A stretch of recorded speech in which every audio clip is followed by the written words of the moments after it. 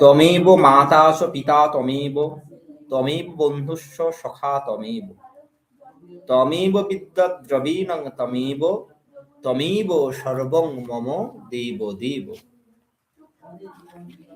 উজ্জ্বল যত ভকত হৃদয়, মোহ তিমির নাশে।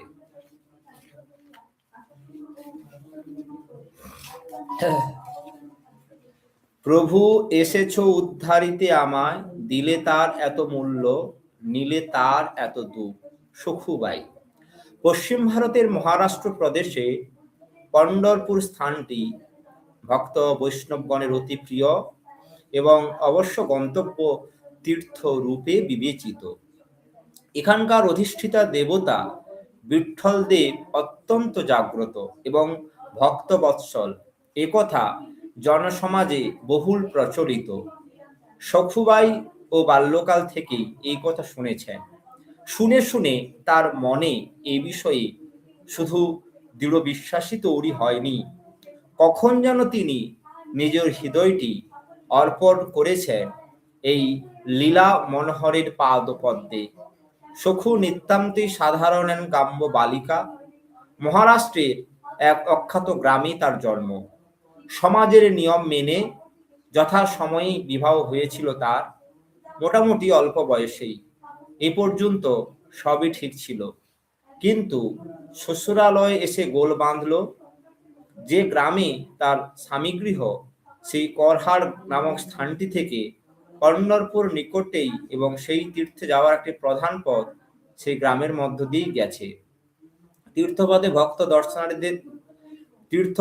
ভক্ত দর্শনার্থীদের নিত্য যাওয়া আসা, বিশেষ বিশেষ যোগ বা তিথিতে যেমন একাদশীর দিনে তাদের সংখ্যা স্বভাবতই বেশি হয়ে থাকে। জ্ঞানোন্মেষের সময় থেকেই যার নাম তার কানের ভিতর দিয়া মরমে প্রবেশ করে চিরকালের মতো মুদ্রিত হয়ে গেছে, সেই প্রিয়তমের অধিষ্ঠান মন্দিরের এত কাছে এসেও তাকে দর্শন না করে কিভাবে জীবন ধারণ করেন সখু। স্বামী গৃহে সকল কাজের মধ্যে মনটি তার পড়ে থাকে সেই জীবন বল্লভের দিকে। সর্বদাই উৎকর্ণ থাকেন তার কথা মন্দির প্রত্যাগত যাত্রী প্রতিবেশীদের মুখে শোনা যায় কিনা সেই আশায়।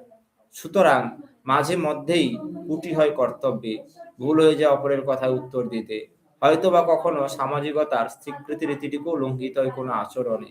সুতরাং যা অবসম্ভাবী তাই ঘটে। ঘরের বউয়ের এমন অনাসৃষ্টি আচার ব্যবহার স্বামী শাশুড়ি ও অন্যান্য গুরুজনদের চোখে অমার্জনীয় অপরাধ হিসেবেই গণ্য হয় এবং নেমে আসে গঞ্জনা ভৎসনা সহ আরো কঠিনতর শাসনও।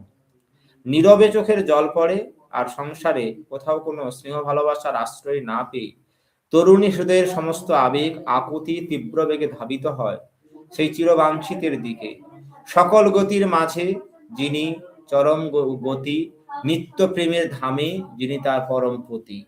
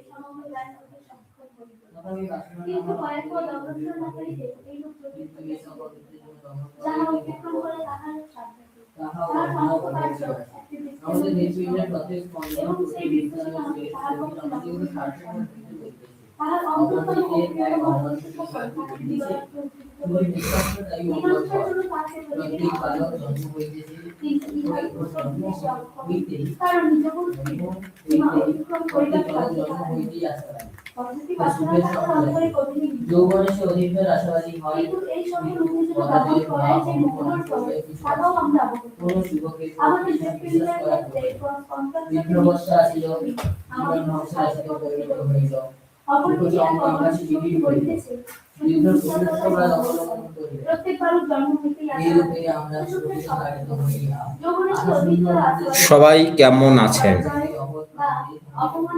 কিভাবে আমরা এগিয়ে যাচ্ছি সময়ের সঙ্গে, প্রযুক্তির সঙ্গে।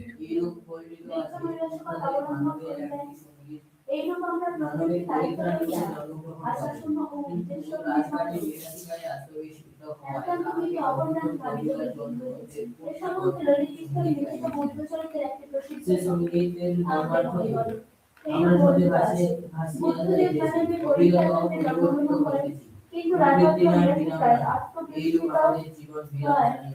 রাজত্ব রক্ষা পরিবারের জন্য দেবকন্যা বলে একটি সঙ্গীত গাইতেছেন।